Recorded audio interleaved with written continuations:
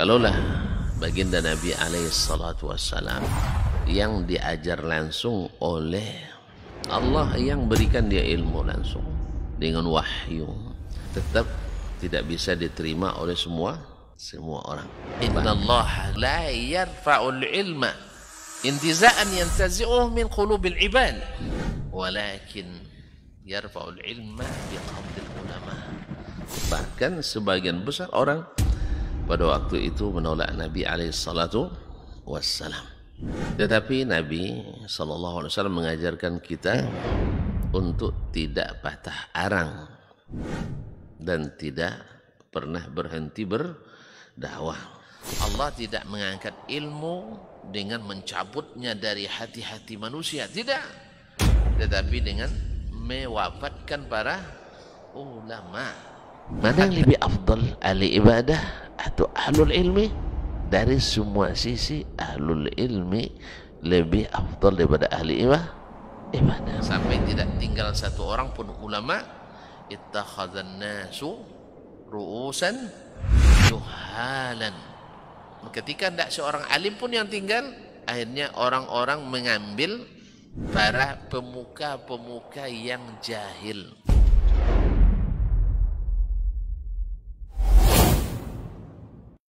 Bismillahirrahmanirrahim. Assalamualaikum warahmatullahi wabarakatuh. Alhamdulillahi rabbil alamin, wal aqibatu lil muttaqin, wala udwana illa 'alal zalimin. Asyhadu an la ilaha illallah wahdahu la syarika lah, al malikul haqqul mubin, wa asyhadu anna Muhammadan abduhu wa rasuluhu as-sadiqul amin, sallallahu alaihi wa ala ali baitihi at-tayyibin wa azwaji tahirati ummahatil mu'minin wa ashabil qadatil ghurril mayamin wat tabi'ina lahum bi ihsanin ila yaumiddin, amma ba'd. Fa'usi nafsi wa iyyakum ayyuhal muslimun wa ayyatuhal muslimat bitaqwallahi azza wa jalla rabbil ardi was samawat fa innahu qad fazal muttaqun. Ya ayyuhalladzina amanu taqullaha haqqa tuqatih wa la tamutunna illa wa antum muslimun. Bapak dan ibu-ibu kaum muslimin dan muslimat, al-hadirin wal hadirat, wal musyahidin wal musyahidat, wal mustami'in wal mustami'at, para jemaah yang hadir di majelis subuh Masjid Zaid bin Thabit radhiyallahu anhu Pekanbaru, ataupun yang menyaksikan di media live streaming dimanapun berada, serta yang mendengarkan melalui 91,1 FM.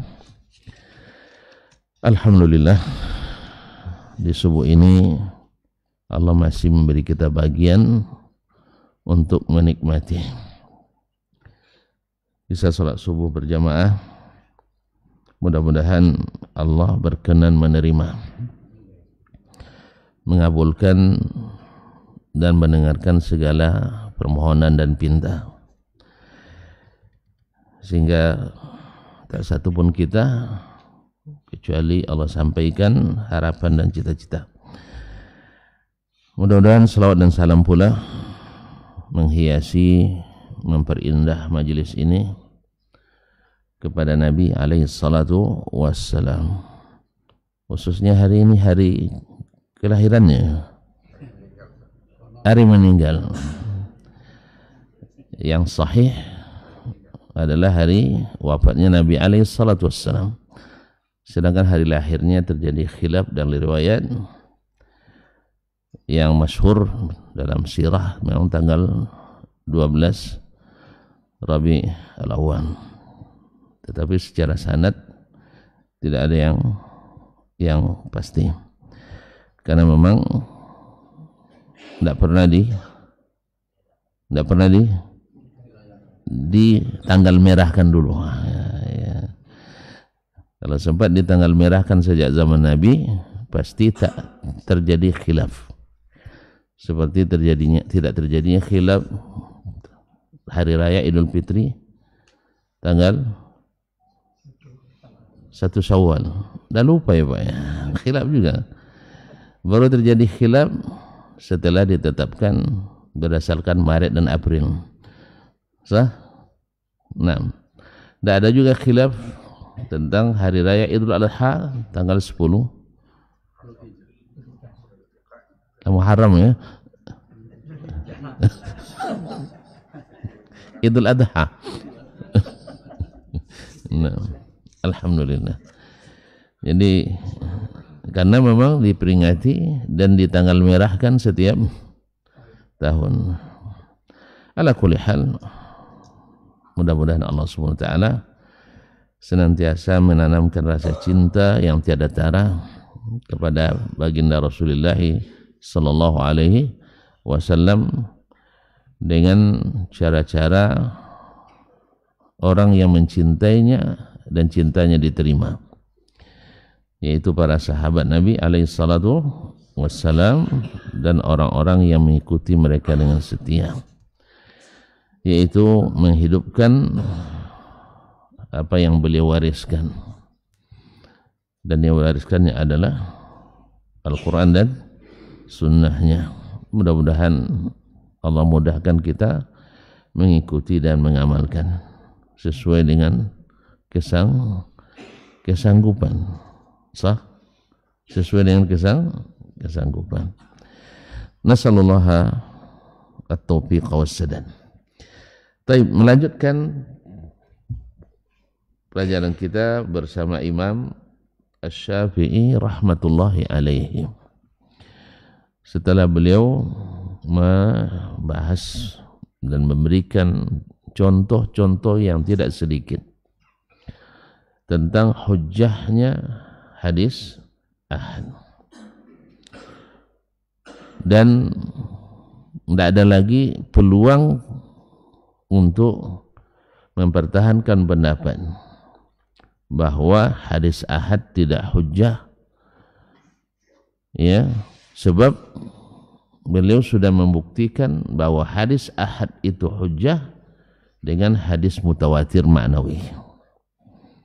Dan orang yang menentang hujjah dengan hadis ahad itu dengan alasan harus mutawatir, karena kalau tidak mutawatir tidak melahirkan ilmu yaqini. Nah, sekarang Imam Syafi'i sudah memberi bukti bahwa dengan meyakinkan tanpa ragu bahwa seluruh sahabat sejak zaman Nabi dan juga yang mengikuti mereka dengan setia menjadikan hadis ahad sebagai hujjah tanpa ragu. Di antara mereka ada al-khulafa ar-rasyidin, khususnya Umar ibn Khattab radhiyallahu ta'ala anhum. Sekarang masuk masalah tathbitu as-sunnah atau tathbitu khabar al-wahid. Secara eksplisit juga Imam Asy-Syafi'i menyinggung masalah as-sunnah. Kadang sebagian mengatakan as-sunnah itu adalah yang diamalkan secara legal formal. Apa makna legal formal, Bang? Menjadi hukum positif yang umum dilakukan orang, baru disebut sunnah. Kalau tidak hanya disebut hadis. Ini pembedaan seperti ini bukan dikenal di kalangan ahli hadis, tapi sekali lagi juga dikenal dengan kalangan ahli hadas. Ya, ahli hadas. Bahwa ahli hadis tidak membedakan antara hadis dengan as-sunnah. Sebagaimana hadis ditasbit dengan khabarul wahid, demikian juga sunnah ditasbit dengan khabarul wahid, walaupun tidak umum diketahui oleh umat pada masa itu, walaupun tidak umum diketahui oleh masyarakat di masa itu. Karena bisa saja di sebagian masyarakat tidak sampai ilmunya. Kan masih ingat tuan-tuan? Tuan-tuan baru tahu bahwa kita nyebutnya celana cingkrang, ya. Iya tak? Artinya kain yang tidak menutupi mata kaki. Kapan tuan-tuan baru tahu? Yang paling tua coba angkat tangan. Kapan antum baru tahu itu? Kan baru-baru ini, setelah mengaji sunnah, bukan wirid orang tua-tua. Waktu wirid orang tua-tua dulu ngaji petang kami, tahu wajib petang kaminya, lek tak paham, habis itu makan wak lah, mendoa, itu tak pernah dibahas. Bukan tidak ada, tapi belum umum dilaksanakan. Bahkan mohon maaf, buya kami dulu kalau nampak celana kami di Pondok Cingkrang diburu pakai rotan, ya Bang El ya? Kan ya? Dan korban, saya korbannya. Bukan karena celana cingkrang. Awalnya isbal di tahun pertama, tahun kedua medilui tobyang, kan udah naik badan tuh, tambah tinggi celana. Tahun keempat sudah hampir setengah betis, dianggap sebagai celana preman. Nah, akhirnya dirotan. Tuku selawang donya celana premannya. Kenapa masih bisa dipakai? Karena badan kurus, pinggang tak berubah, panjang tambah, isi banyaknya. Jadi kaum muslimin dan muslimat, jadi sekelas Buya Godang tidak tahu itu, zahirnya ya, tidak tahu itu. Apalagi Buya-buya lawan Godang. Wah, Buya Kenyang. Jadi mohon maaf.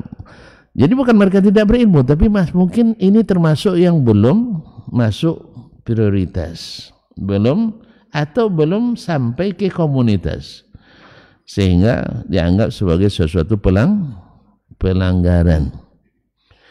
Sama kami dulu, memang laki-laki tidak dibenarkan untuk main waktu kalau main tahu Bang? Tidak tahu kalau main, masih lupa Bang ya. Istirahat, memang tidak boleh berkumpul santriwati dengan santriwan. Betul, bagus sekali. Tapi di lokal, karena memang kekurangan lokal, boleh. Artinya boleh sebelah kanan perempuan, sebelah kiri laki-laki. Tapi salaman itu wajib, apalagi sama buya. Nah, jadi kalau jadi buya, banyaklah megang tangan anak gadis. Sebab itu dianggap sebagai adab syar'i. Ya Bang? Iya nak. Kapan tuan-tuan baru tahu bahwa bersalaman laki-laki perempuan tak boleh? Iya, sedang ngaji sunnah juga. Iya kan? Tak tahu kita selama ini. Hah? Jadi kaum muslimin dan muslimat dirahmati Allah. Demikian juga dengan solat berjamaah. Salat berjamaah seolah-olah wallahu alam di sebagian pondok waktu itu yang wajib itu hanya salat maghrib. Ya, salat maghrib, sehingga sampai hari ini pun kasih banyak kita saksikan kalau maghrib ramai yang datang. Tapi isya apalagi subuh hampir enggak ada. Zuhur dengan asar taruhlah di kantor atau di jalan. Di kantor atau di jalan. Yang di jalan tak solat dia Bang. Yang di kantor mungkin solat nih. Allah musta'an. Kapan kita tahu pula semangat untuk solat berjamaah itu juga setelah ngaji bahwa hukumnya enggak sunnah. Walaupun sunnah di sini beda antara fuqaha dengan ahli hadis. Bahwa sunnah di kalangan ahli hadis mesti dikejar. Tapi kalau sunnah menurut para fuqaha ditinggalkan enggak apa-apa, enggak berdosa. Kan beda juga jadinya. Walaupun pada asalnya memang dianjurkan dikerjakan, tetapi kalau ahli hadis rugi ditinggalkan. Kalau para fuqaha enggak apa-apa ditinggalkan, sehingga seolah-olah ditinggalkan lebih baik. Buktinya sebagian besar ustaz kita masa dulu juga masih masa sekarang sengaja meninggalkan sholat berjamaah dengan alasan hanya sunat. Padahal Nabi alaihissalatu, apalagi kalau musafir, apalagi yang musafir dengan alasan musafir kan tidak wajib berjamaah. Sahih? Musafir wajib berjamaah? Enggak. Cuman lupa dia bahwa Nabi di waktu musafir nyuruh kita bertiga minimal. Kalau bertiga otomatis sholatnya berjamaah. Maka disuruh ada amir yang jadi imam. Sebagai orang enggak, walaupun jalannya berombongan, tapi sholatnya masing-masing. Kenapa? Karena cuma sunat, ditinggalkan enggak apa-apa. Padahal amir harus mengumpulkan orang itu. Sholat kita bareng semuanya. Karena rugi besar. 2.700% tambahan nilainya. Masa kita hanya karena menunggu kawan yang terlambat 5 menit, 3 menit, paling lama juga 20 menit, karena antrian di WC umum kan, iya 20 menit, salatnya kan cuma 2 menit, cuma kan 2 rakaat. Sah? Zuhur 2 rakaat, 2 menit. Asar 2 rakaat, 1 menit setengah. Nah, iya tunggu aja dulu kawan tuh. Tapi banyak di antara kawan-kawan kita, karena hukumnya cuma sunat, sehingga tidak apa-apa ditinggalkan. Mana Buya tadi? Dah doa dulu salat. Jemaah tadi tidak sendiri katanya. Sendiri Buya. Jadi bukan, kita tidak mengatakan dia berdosa. Kan sudah sepakat kita mengatakan yang sunat tidak berdosa meninggal. Itu tidak ada khilaf di antara para ulama itu.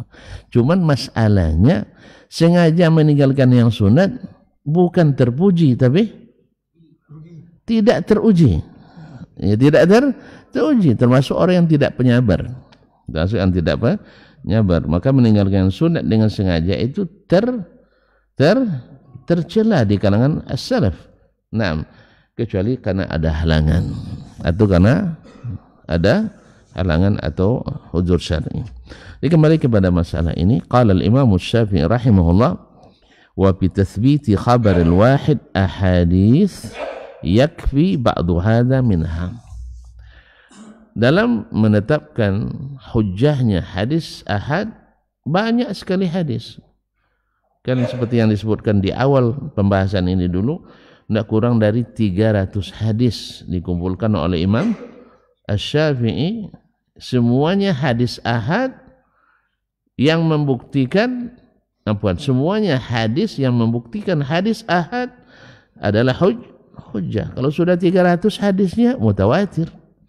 Kalau sudah 300 hadis yang semakna dengannya, berarti hadisnya mutawatir. Wajib bagi orang yang mengatakan hadis mutawatir hujjah menerima hadis ahad. Sebab mutawatir hadis ahad, mutawatir hadisnya bahwa hadis ahad dijadikan hujjah sejak zaman Nabi sampai hari ini, sampai hari kiamat. Masya Allah. Jazakallah khair. Nah, wa yakfi ba'du hadza minha. Sebagian yang sudah kita sebut ini saya rasa sudah cukup, kata Imam Asy-Syafi'i, lebih dari 20 ya. Nah, walam yazal sabilu salafina wal quruni ba'dahum ila man syahadna hadhihi sabil. Dan inilah jalan yang ditempuh oleh salaf kita. Di sini juga Imam Asy-Syafi'i rahimahullah mengingatkan kita untuk mengikuti as-salafus salih. Beginilah jalan yang ditempuh oleh as-salaf selamanya. Tidak ada khilaf di antara mereka. Tidak ada khilaf di antara mereka bahwa hadis ahad adalah hujjah. Wal quruni ba'dahum, dan beberapa kurun setelah mereka. Generasi sahabat, qarn. Tabi'in 1 kurun, tabi'in 1 kurun. Imam Syafi'i masuk ke tabaul atba, kurun yang keempat, artinya dari generasi. Abadnya abad ketiga, karena beliau hidup lahir tahun 150, abad kedua maksud saya, dan wafat di awal abad ketiga, yaitu 204. Tapi kalau dari sisi guru-gurunya, dia masuk tabaul atba, sahabat, tabi'in, tabi'ut tabi'in, tabaul atba. Nah, sebab dia kalau misalnya dia dari Imam Malik itu tabi'ut tabi'in, tabi'ut tabi'in. dari sisi kalau di sanad nazil sedikit jadi tabaul atba, tergantung sanad, tapi dia masuk pada tabi'ut tabi'in sebab dia meriwayatkan dari tabi'in, misalnya dari Nafi', dari Al-A'raj dan Sulaiman ibn Yasar dan lain-lainnya. Beliau meriwayatkan dari tabi'in, maka dia disebut tabi'ut tabi'in. Sedangkan Imam Asy-Syafi'i rahimahullah riwayatnya paling tinggi adalah dari tabi'it tabi'in, maka dia masuk kepada qarn yang keempat dari sisi generasi keempat dari sisi ini. Tapi sebagian orang memasukkannya dalam generasi ketiga, masuk khairul qurun. Ala kulli hal, beliau mengatakan as-salaf beginilah mengamalkan. Naam, sampai hari ini wa ba'dahum ila man syahadna, sampai kepada generasi yang kami bertemu dengannya, generasi yang kami saksikan. Dia lihat gurunya Imam Malik juga seperti itu, dilihatnya gurunya Sufyan bin Uyainah juga sama, dilihatnya gurunya Abdurrahman ibn Mahdi juga seperti itu, lihatnya gurunya Waqi' bin Jarrah Ar-Ru'asi sama, dilihat gurunya Khalid ibn Muslim Az-Zinji sama, dan lain-lainnya. Dari semua guru-guru yang hebat yang dia lihat, sampai kepada murid yang merangkap gurunya juga, Ahmad bin Hanbal, Ishaq bin Rahuya, ulama-ulama besar yang bertemu dengannya semuanya adalah menggunakan hadis ahad tanpa ada khilaf di antara mereka. Lalu datang orang-orang yang menyia-nyiakan salat, orang-orang yang mendahulukan hawa lalu dan pikiran, sehingga mengatakan hadis ahad tidak digunakan sebagai hujjah. Maka perkataan mereka khilaful ijma', maka seluruh pendapat, seluruh perkataan yang menyalahi ijma' maka tidak dianggap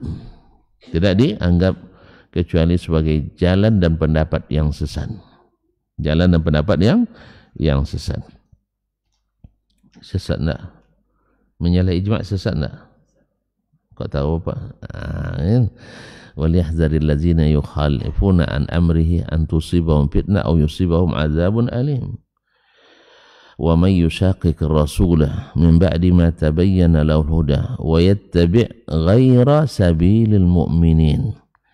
Barang siapa yang menyalahi Rasul, membantah Rasul sallallahu alaihi wasallam setelah nyata baginya al-huda. Nyata berarti sampai kepadanya hujjah. Al-huda itu adalah al-ilmu yang datang dari Nabi sallallahu alaihi wasallam. Karena Nabi diutus Allah membawa al-huda wa dinil haq. Al-huda al-ilmu nafi' wa dinul haq al-amalus salih. Jadi setelah jelas baginya al-huda, yaitu sunnah Nabi alaihi salatu wassalam, wa yattabi' ghaira sabilil mu'minin, dan menempuh jalan yang ditempuh oleh seluruh orang beriman. Di sini dalil ijma'. Orang mukminin semuanya memakai hadis ahad sebagai hujjah. Lalu dia menempuh jalan selain itu, tidak hujjah. Kenapa? Ya menurut saya tidak hujjah. Tidak ada orang beriman sebelumnya yang menolak hadis ahad sebagai hujjah. Tiba-tiba dia datang menolak hadis itu sebagai hujjah. Alasannya apa? Tidak sesuai dengan dengan teori ilmiah saya. Simpan aja lah teori ilmiah antum, metode ilmiah antum tuh. Memang para sahabat tidak punya metode ilmiah, tabi'in tidak punya metode ilmiah. Antum memakai metodologi di luar Islam. Ya, di luar Islam. Kalau mereka memakai metodologi Islam, dan sudah terbukti yang memakai teori di luar teori Islam selalu berada di pihak yang salah. Berada di pihak yang salah. Yang benar adalah yang memakai metodologi penelitian Islam. Gimana tidak? Karena ayat dan hadis itu datang dari yang maha teliti. Tuh tuan-tuan nak neliti lagi. Weh, datang ayat Al-Quran. Oh, ini perlu diteliti. Mana yang lebih teliti, Allah daripada awak? Awak pakai multi-stack random sampling, ya, tahu multi-stacknya? Baca di setiap bertingkat, makanya hasilnya baca acak di setiap tingkat. Kan dari penelitian kita pakai survei untuk mengetahui selera 5 juta orang, ambil 500 orang sampel, diacak-acak, maka hasilnya baca acak. Iya enggak? Sudah berapa produk hukum yang kita buat, ya berapa ratusan triliun yang kita gunakan untuk membahas, ujung-ujungnya kono demo juga, ujung-ujungnya merusak ekonomi juga, ujung-ujungnya menyuburkan korupsi juga, sah? Enggak. Kau nak demo pula nampak? Enggak, kan menyebut kenyataan. Saya nak ajak tuan-tuan demo, tidak. Kenyataannya seperti itu. Enggak menyukseskan pembangunan. Sudah 80 tahun kita merdeka, semakin berat beban bangsa kita, sah? Iya enggak? Sudah berapa kali demo dari revolusi sampai reformasi, ini apalagi namanya nanti, ha? Enggak. Sebab apa? Semuanya hasil penelitian manusia. Yang namanya penelitian manusia tak seteliti, tidak seteliti, telitinya Allah dan Rasulnya Sallallahu Alaihi Wasallam. Maka semua teori yang menentang apa yang Allah turunkan dan yang Nabi ajarkan dan sahih dari Nabi Alaihi Wasallam pasti keliru dan salah. Cuman masalahnya kita adalah tidak pernah mengambil pelajaran dari yang sudah-sudah. Akhirnya, ialah temukan lagi teori baru, Akhirnya yang lama belum selesai, yang kedua sudah terbengkalai. Jadi tidak ada yang sehebat yang disampaikan Allah dan Rasulnya Sallallahu Alaihi Wasallam. Wa kadzalika hukiya lana amman hukiya lana anhu min ahli ilmi bil buldan. Demikian pula yang dihikayatkan, yang diceritakan kepada kami dari seluruh ulama di seluruh tempat. Yang ada ulama waktu itu ada di seluruh tempat. Sampai ke kami berita tentang mereka, manhajnya sama, menerima hadis ahad. Cuman ada suatu pertanyaan, bagi saya belum ada jawaban sampai hari ini. Mau tonton dengar? Ada jawabannya enggak? Kalau enggak, ada usah lah. Nanti bikin keraguan-raguan aja. Pernah saya lontarkan kepada salah seorang saudara saya, junior saya, calon doktor, dikiranya saya terpengaruh oleh pemikiran orang liberal gitu. Takut juga tonton saya tuduh liberal nanti ya. Saya hanya menyampaikan nyata yang saya lihat.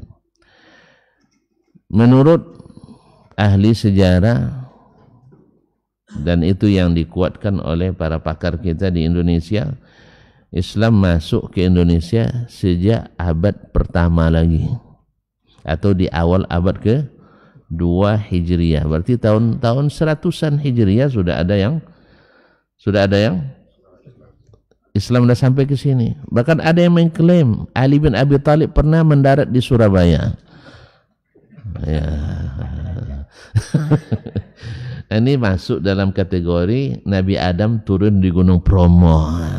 Ini kategori ini. Atau masuk kategori ada gua di Jawa Timur yang terakses langsung ke Tanah Suci Mekah. Ini gara-gara pisah haji payah keluar. Karena banyak kasus. Ini model-model begini nih. Ya, kaum muslimin dan muslimat dirahmati Allah. Jadi ada klaim seperti itu. Jadi masuk di anggaplah abad ke-2 Hijriah, atau menurut versi sejarah ada dua mazhab India dengan mazhabnya Makkah ini yang dikuatkan, yaitu abad ke-2. Ada pula yang kemarin menemukan menhir batu nisan, bukan batu nisan, pelang nama. Belang nama di situ ditulis namanya Tasyihabuddin atau Samsuddin, wafat tahun 48 Hijriah. Nah, maka orang yang menemukan ini kuburan sahabat ini. Kan namanya Pokoknya ada din-dinnya, Syamsuddin atau Sirajuddin, saya lupa nama. Yang jelas ada dinnya. Dikira itu adalah sahabat yang wafat di Indo. Ya, si arkeolog kan main kira-kira juga banyak. Dengan dasar ilmu mereka, tapi ilmu mereka dasarnya diperkirakan, kan yang diperkirakan umurnya 50 juta tahun kan. Iya. Ya kita anggapkan aja lah, karena kita tidak punya bukti yang membantah, iya, keahlian mereka. Cuman kalau ini gampang dibantah. Kenapa? Nama sahabat itu rata-rata tertulis dalam kitab-kitab. Kemudian nama yang pakai din, Nuruddin, Samsuddin, Muhyiddin, itu tidak dikenal di kalangan sahabat. Itu baru ada pertama itu ada di Syam, di abad pertengahan, tahun-tahun 700-an, 800-an Hijriyah. Di situ mulai masyhur nama-nama Syamsuddin, Fadluddin, Syiabuddin, Sirajuddin, apalagi Tajuddin dan sebagainya. Itu bukan nama, gelar. Mahyuddin tidak ada orang. Mahyuddin tidak ada, hanya ada di Indonesia. Hanya ada di Indonesia. Ini mohon maaf ya, kita kepada para leluhur. Ya, mohon maaf kepada para ulama kita, para leluhur, mungkin beliau-beliau salah baca. Wallahu a'lam. Sebab ya ini mungkin karena kejahilan saya. Kalau ada yang nanti tolong diperbaiki ya. Tidak ada Mahyuddin dalam bahasa Arab. Yang ada adalah Muhyiddin. Muhyiddin. Ya, sampai hari ini saya masih yakin bahwa itu salah. Tapi kalau tuan-tuan masih bisa benarkan, ternyata Ustaz Dasman tidak pandai bahasa Arab, siap salah. Siap salah, tidak ada masalah. Nah, masalah ini masalah kecil kan. Tapi menurut saya itu adalah kesalahan baca daripada ulama kita dulu. Kan yang baca kan ulama juga. Nah, salah baca. Tapi kalau ternyata saya yang salah, nanti saya siap salah. Tapi sampai hari ini saya tidak menemukan dalam kosakata Arab Mahyuddin. Yang ada adalah Muhyiddin. Dan memang para ulama dulu bukan Mahyuddin tapi Muhyiddin. Jadi mungkin salah baca. Sama ketika kami guru di pondok dulu, Ad-Dainuri itu umum di seluruh Indonesia tuh, sampai ke Nusantara semuanya. Baru saya tahu setelah ke Arab dan baca Dhabit atau kitab-kitab Ansab atau kitab-kitab Buldan, ternyata yang benar adalah Ad-Dinawari. Ad-Dinawari, nisbat kepada suatu tempat di Irak sana. Jadi bukan Ad-Dainuri. Nah, sampai karena dimakan rayap seperti titik di atasnya, jadi Zainuri. Nah, sehingga banyak pula bapak-bapak kita namanya Zainuri. Banyak ya. Sebenarnya dari Dinawari menjadi Dainuri, akhirnya ada titik yang tidak sengaja jadinya Zainuri. Nah, jadi Allah musta'an. Jadi kalau seandainya sempat bahwa ulama salah itu memang nyata. Makanya ulama siap aja salah, tidak ada masalah. Apalagi ustaz-ustaz kayak kita ini, siap salah, tidak ada masalah. Tapi dengan ilmu, bukan hanya dengan celaan, tidak paham, tidak ngerti, bodoh, bongak. Itu komentar orang bongak juga biasanya itu. Allah musta'an. Jadi kalau sempurna ilmunya, tidak ada masalah. Jadi kaum muslimin dan muslimat dirahmati Allah SWT, jadi dari seluruh negeri, kata Imam Syafi'i rahimahullah, para ulamanya sama menerima hadis ahad. Qala Syafi'i, kemudian beliau jabarkan. Jadi dia bawakan kaedah umum bahwa semuanya seperti itu. Ada bukti, ini bukti kata beliau. Qala Syafi'i rahimahullah, wajadna Sa'idan bil Madinah. Kami temukan Sa'id di Madinah. Siapa yang dia maksud di sini? Yaitu Imamut Tabi'in, Sa'id bin Musayyib. Musayyib apa Musayyib? Enggak, tadi pertanyaan yang belum saya belum jadi ungkapkan ya. Yaitu masuk Islam ke Indonesia. Kan ini Imam Syafi'i menghikayatkan dari ulama-ulama seluruh negeri Islam. Tentu seluruh negeri Islam maksudnya. Ya, bahwa semua mereka sepakat hadis ahad itu dijadikan atau diterima sebagai hujjah.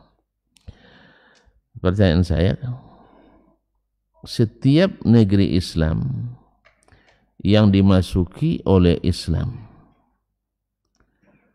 dari awal-awal lagi sudah lahir para ulama-ulama besar. Lahir ulama-ulama besar. Kenapa? Gimana kita tahu? Ada bukti. Bukti tertulis dan tidak tertulis. Bukti tertulis, mereka meninggalkan buku-buku yang ditulisnya. Yang tidak tertulis, mereka punya murid-murid yang mengembangkan ilmunya dalam riwayat. Misal, masuk Islam di abad-abad pertama ke Irak. Lahir ulama-ulama besar di Irak. Sejak masa sahabat lagi. Sejak masa tabi'in. Sampai sekarang. Masuk Islam ke Mesir dari abad-abad pertama juga banyak ulama-ulama dari Mesir yang ada dalam sejarah keilmuan Islam. Masuk sampai ke Andalus di awal-awal abad juga.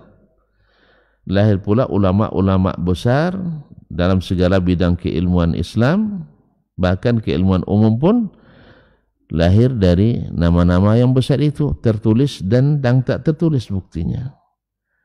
Masuk ke wilayah Biladus Sind yang banyak stan-stannya itu. Ada Baluchistan, ada Pakistan, ada Afghanistan, ada Turkistan, ada Gestan. Pokoknya stan-stannya banyak di situ ya. Stan-stannya, stan itu artinya tempat, negeri. Itu maknanya stan di sana itu. Apa? Kontestan. Kontestan itu lain. Itu sudah sifat. Nah, jadi masuk ulama-ulamanya juga seperti Al-Busti dari kabilah Bust, kemudian dari As-Sindi, As-Samarkandi, Khawarizmi dan sebagainya, dari sana itu. Masuk kemana lagi? Ayo. Situ aja dulu ya. Ke Afrika, Afrika Utara. Kalau dulu Afrika itu maksudnya yang Afrika Putih. Kalau disebut Afrika dalam sejarah Islam, maksudnya adalah Afrika Utaranya itu, seperti Tunisia, Jazair, Libya, masuk Maroko. Tapi Maroko sudah disebut dengan Al-Maghribul Islami, yaitu wilayah barat Islam. Nah, sampai ke Andalus sana. Lahir pula ulama-ulama besar sejak awal. Nah, sekarang yang jadi pertanyaan besar yang mengganggu pikiran saya sampai hari ini, dan saya sering kemukakan dengan para pakar, bahkan di sebuah seminar pun saya sudah, di banyak berbagai seminar sudah saya lontarkan. Belum ada yang bisa memberikan jawaban sampai hari ini. Mana tahu tuan-tuan buat penelitian kan. Kenapa ketika Islam masuk ke negeri ini, Nusantara, masuklah Thailand misalnya, masuk ke Sahta Filipina, sampai ke Malaysia, Brunei, Singapura, Indonesia. Saya tidak menemukan nama-nama itu dalam sejarah ilmu. Baik bukti tertulis, kitab-kitab ulama Nusantara, ataupun bentuk riwayat. Ya, misalnya Imam Syafi'i menukil dari Al-Kampari. Kan misalnya kan, menulis dari Al-Jambi atau Al-Palembani atau Al-Fadani. Tidak ada. Kecuali di abad-abad ke-12 Hijriah. Jauh tidak, terlemparnya ke belakang kan. Zaman Imam Ibnu Hajar misalnya tidak ada. Baru ada tersebut nama-nama yang berbau Nusantara. Hemat saya, atau seingat saya sekarang, karena saya cari terus saya sambilkan ketika membimbing tulisan di S2, di S3 sambil melihat biografi para ulama. Saya coba mencari, ada sedikit bau-bau misalnya As-Sa'luki kan, jangan-jangan dari Solo ini kan. Nah, ternyata bukan. As-Sa'luki misalnya kan, atau As-Saksaki. Saya kira dari suku Sasak di NTB kan. Ternyata ditelusuri bukan juga. Nah, jadi jelas ya. Nah, atau Andalusi. Awalnya salah baca Andalasi. Jangan-jangan dari Andalas, Padang kan. Ternyata subhanallah belum sampai saya temukan nama yang berbau Nusantara di abad-abad pertama.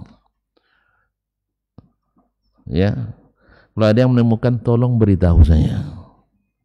Sebab kita akan membuat kesimpulan ilmiah nanti dalam masalah ini. Apa sebabnya? Karena dia kan satu-satunya negeri yang Islam masuk dengan damai tanpa perlawanan kan Nusantara, Indonesia secara khusus. Saya khawatir kenapa damai, karena diajak makan sama pedagang-pedagang itu. Jadi lewat kenduri. Ditambah lagi waktu itu orang yang agama dominan negeri ini kan adalah Hindu yang berkasta. Lalu datang orang-orang Islam, orang saudagar kaya-kaya, mereka tidak membedakan kasta. Sehingga tentu, dan ini pada asalnya Allah ciptakan manusia dalam keadaan merdeka kan, sama semuanya kita. Yang membedakan hanya ketakwaan, bukan martabat dan status sosial. Ya, walaupun bangsawan ada, cuman dia hidup merasa sama dengan yang bukan bangsawan, itu Islam. Nah, di mata Allah semuanya sama. Kalau mereka di mata agamanya berbeda. Agamanya memang membedakan.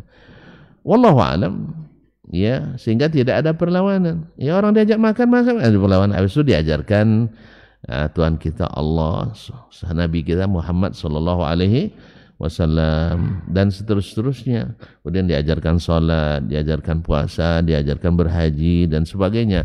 Hal-hal yang sifatnya sederhana itu.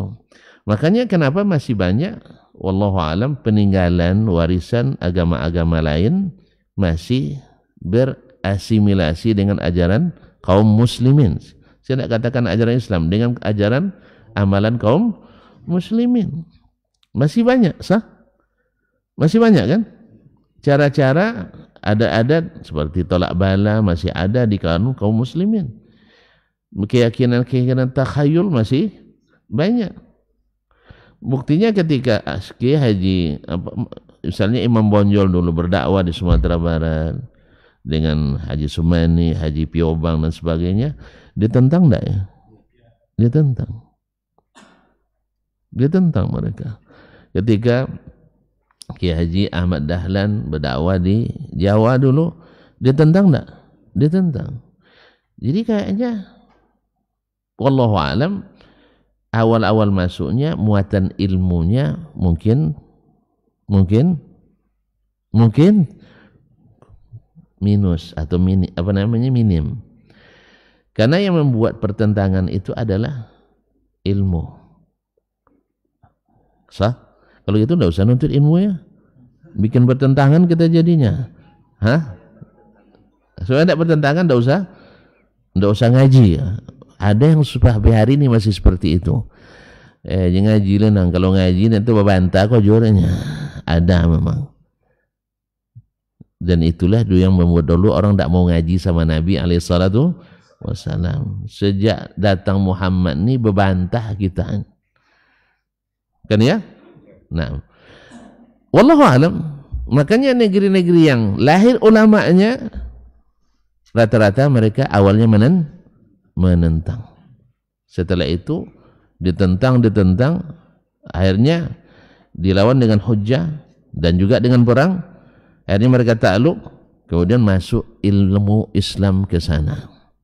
Maka akhirnya yang masuk Islam belajar. Oh, ternyata memang kita selama ini keliru. Kan kita setelah belajar baru tahu itu keliru. Dulu nampak kuburan, kita tunjuk, kan harus digigit sampai lokam. Ya, kalau tidak lokam diulang lagi. Di mana dapat? Dari ajaran agama lain atau animisme yang dulu dianut oleh nenek moyang kita. Kapan tahu itu? Setelah kita belajar ilmu. Nah, awalnya ini ketika dirubah banyak juga yang menolak. Banyak yang menolak. Kemudian menyebar-nyebar, ngantar-ngantar bunga ke kuburan.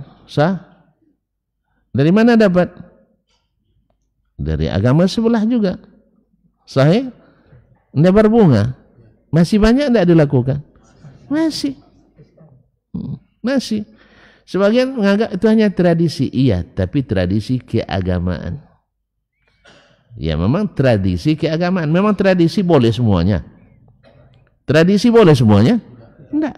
Banyak tradisi Arab yang dianulir Nabi. Karena bagaimanapun tradisi tak mesti tidak mungkin terlepas dari keyakinan. Makanya dianulir. Wallahu a'lam, ini pertanyaan saya. Kalau ada nanti tolong bantu saya menjawabnya. Supaya nanti saya tak salah mengambil kesimpulan. Untuk sementara saya simpulkan, sementara ya, ini hipotesis awal saya, bahwa Islam masuk ke Indonesia dengan adab dan akhlaknya para duatnya. Dan itu bagus.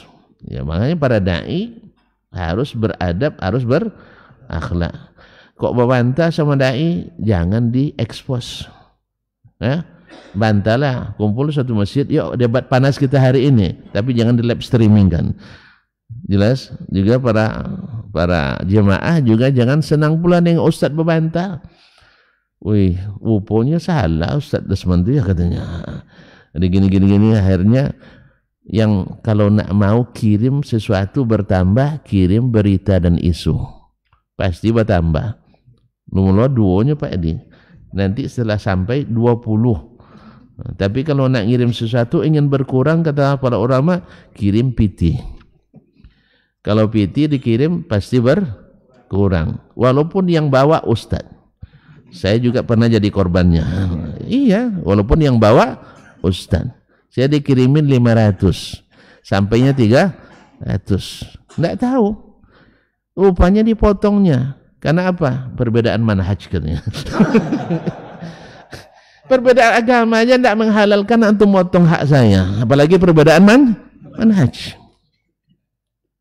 Di mana alasan manhaj ini bisa motong hak orang? Kan aneh-aneh manusianya, subhanallah. Itu pun hampir tidak diberikan. Kalau tidak diingatkan oleh sang sekretaris syekh, hampir tidak diberikan. Kena marah dia. Dia bilang manhajnya beda. Siapa yang bilang? Setiap hari dia hadir sini katanya. Masya Allah. Nah, tapi ada juga. Alasannya enggak semanhaj. Ya, tapi ini rahasia. dah terlangsung lah. Dah terlanjur, Allah musta'an. Sudah langsung ke Pak. Dan memang tuan-tuan juga banyak mengalami hal yang sama, sesama ngaji. Dimaafkannya dan tidak. Jadi kalau ngirim berita mesti bertambah. Tahu kirim PT rata-rata berkurang. Makanya kadang-kadang tidak percaya ngirim sama orang. Masalahnya itu berkurang. Iya. Mohon maaf. Iyalah. Nanti banyak dibuka lagi nanti yang lain. Nah, kadang-kadang untuk kita sudah disiapkan tuh orang tuh pokoknya ada terus. Ternyata setahun lebih tak sampai. Yang patah, yang tak nyampaikan, iya Ustaz. Allah musta'an. Entah apa pula alasannya. Ya, mungkin alasannya Ustaz Asman tidak butuh ya. Tidak butuh. Makanya kalau cari alasan banyak alasannya. Nah, makanya kalau PT titip sama orang, awak kadang-kadang nanya segan. Tidak ditanya tekonang tahu. Iya pasalnya yang satu mengira awak dah terima. Kan malu juga kita. Awak dianggap sudah menerima, ternyata enggak sampai 1,5 tahun. Ya biarlah, berarti enggak. Biarin aja lah ya. Nah, hampir lupa saya, tapi gara-gara ini ingat lagi. Nah, jadi kaum muslimin dan muslimat dirahmati Allah. Itu kesimpulan asal ya, awal ya. Kalau ada nanti tuan-tuan temukan, alhamdulillah, saya sangat bersyukur. Ya. Makanya wajarlah tanpa perlawanan. Dan bukan kita tidak menghargai, kita hargai. Karena kalau bukan mereka dulu mendakwakan, entah kapan pula sampainya. Sahih? Nah, maksud saya adalah berarti kalau seandainya kita hari ini ditentang, itu maksud saya, ditentang karena memang kita mulai memasukkan muatan ilmu. Kalau hanya sekadar muatan mengiyakan apa yang ada, melegitimasi tradisi yang sudah jadi membudaya, maka tantangan tidak ada. Tapi ketika kita sampaikan dengan ilmu, ya ini dari Nabi, ini dari sahabat, maka akan banyak yang mendebat, bahkan menghujat, kadang-kadang juga menghambat.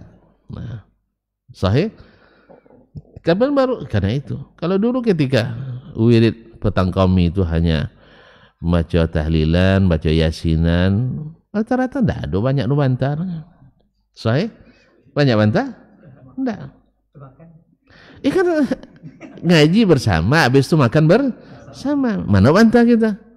Tapi sekarang ketika kita sebutkan ini sunnah, ini bid'ah. Tentu kalau bid'ah kan tahu mereka. Kullu bid'atin dalalah. Hanya orang-orang yang tongko aja yang bilang laisa kullu bid'atin dalalah. Di hati nuraninya mengiyakan semua bid'ah itu sesat.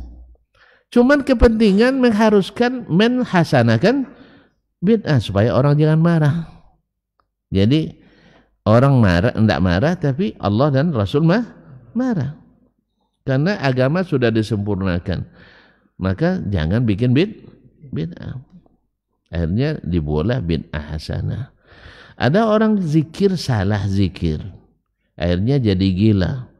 Nah, supaya tidak disalahkan zikir itu, disebut ini wali majzub. Dibuat pula solusi.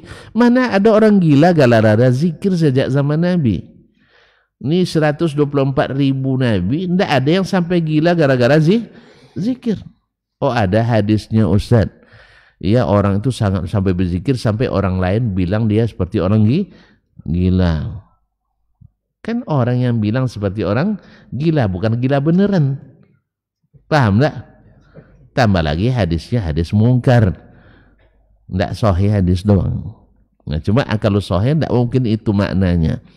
Ya, tidak ada orang sahabat tuh ahli zikir semua, tidak ada yang sampai gila.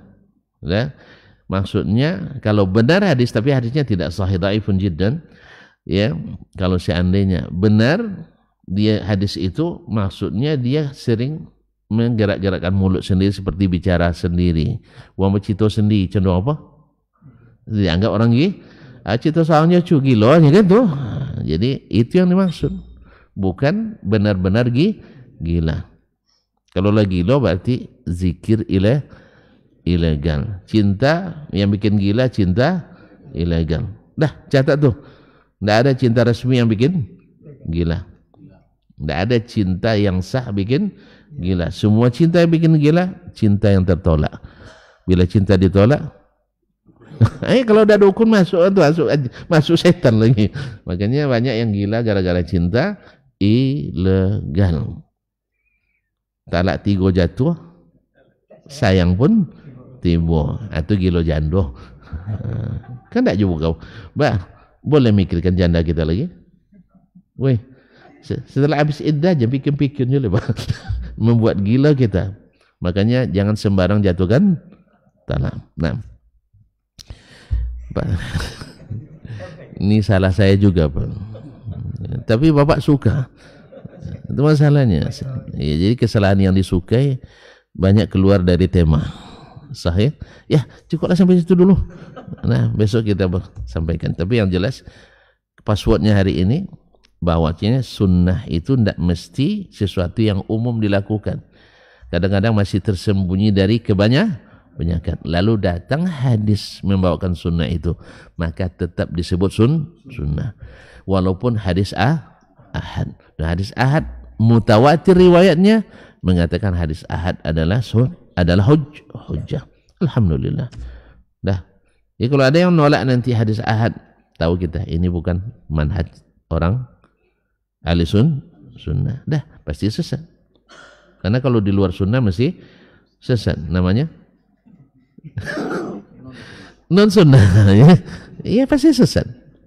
Nah, sesatnya ada yang jauh sekali, susah dijemput. Ada yang sesatnya dekat-dekat. Jadi bunyi agung, bos wana. Tahu agungnya? Enggak tahu ya. Dulu kalau ada orang hilang bawa gong untuk carinya, sah? Nah, dia dengar nanti baru apa dia berteriak atau menyawak dalam bahasa kita dulu kan. Nah, baik, sampai sini dulu ya. Jangan sampai hilang di bawa gong nanti lah. Wabillahi taufiq wal hidayah, wallahu taala alam. Wassallallahu ala nabiyyina Muhammadin wasallam. Wa subhanakallah bihamdik asyhadu an la ilaha illa anta astaghfiruka wa atubu ilaik. Wassalamualaikum warahmatullahi wabarakatuh.